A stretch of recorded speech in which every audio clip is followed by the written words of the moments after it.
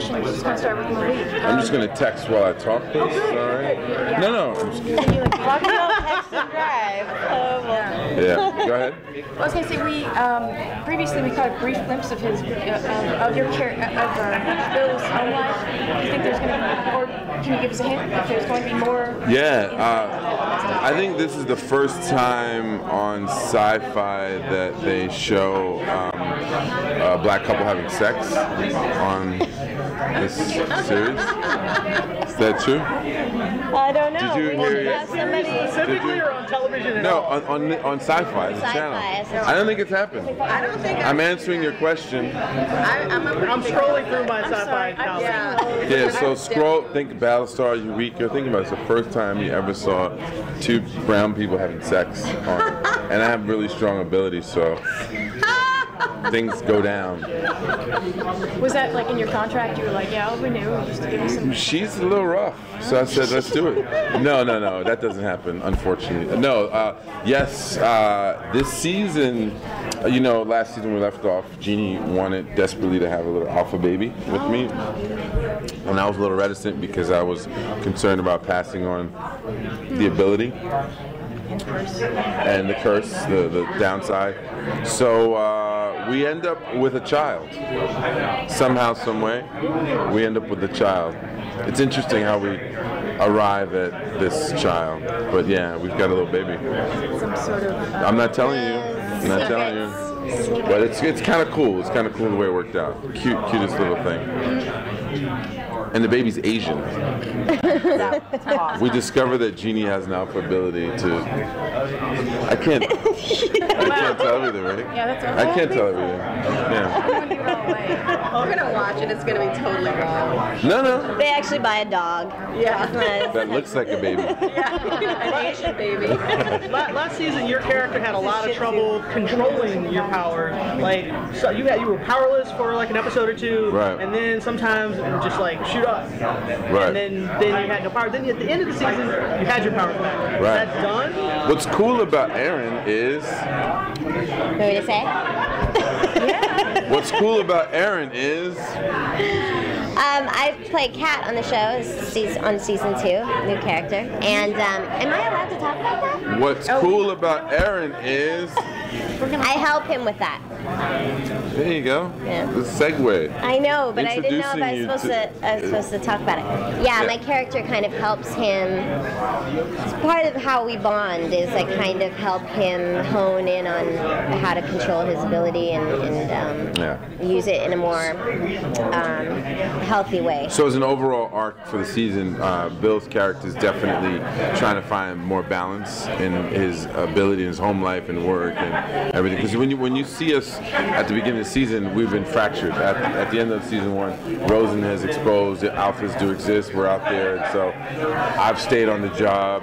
Hicks' character stayed on the job. Everyone else is kind of out doing whatever they're doing, and so it's been stressful trying to manage all these things. And so the lovely Erin Way's character, Kat, somehow comes into my life and helps me figure some stuff out. I don't know how you did that. I don't know how that really works. Buddhist thing. But she doesn't really remember anything in the show. Her character has a very short-term memory. I basically they describe it as like memory TiVo. So in TiVo when you record stuff, the old stuff gets bumped off. It's basically what happens with my memory. So that's a downside for sure. But it's kind of cool. It's kind of cool what happens. Yeah. I mean, it seems like when your character enters the scene, she takes an instant liking to Bill. Come on. Well, how could you? Okay, that goes without saying. It goes without saying. So what do you think are going to be sort of the similarities and the contrasts and differences between your characters? Well, I think Kat is kind of a contrast to everyone on the team. Just because she's very live in the moment, kind of rebellious, kind of she doesn't take much seriously. She's just very cheerful and kind of like, hey guys, it's not that big of a deal. And so I think maybe that helps your character a little bit, and just kind of lighten up and not take things quite so seriously.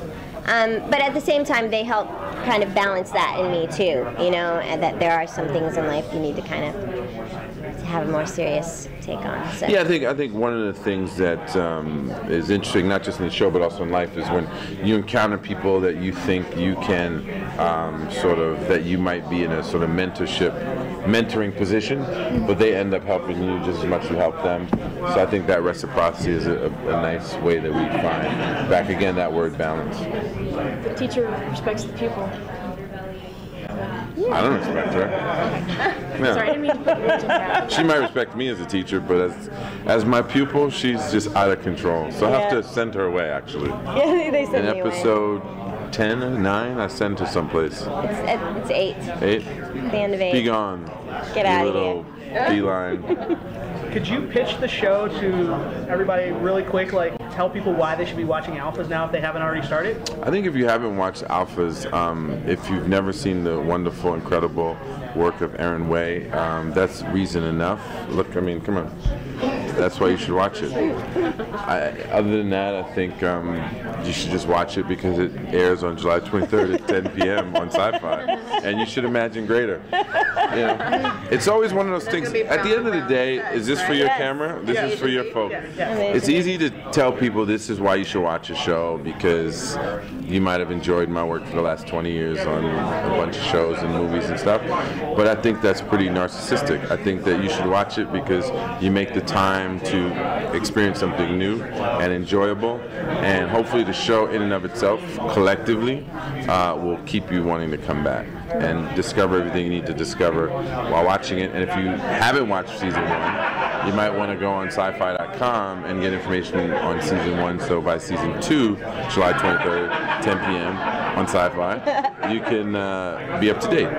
Yeah, there's definitely a lot of info in season 1 that you need for season 2. So.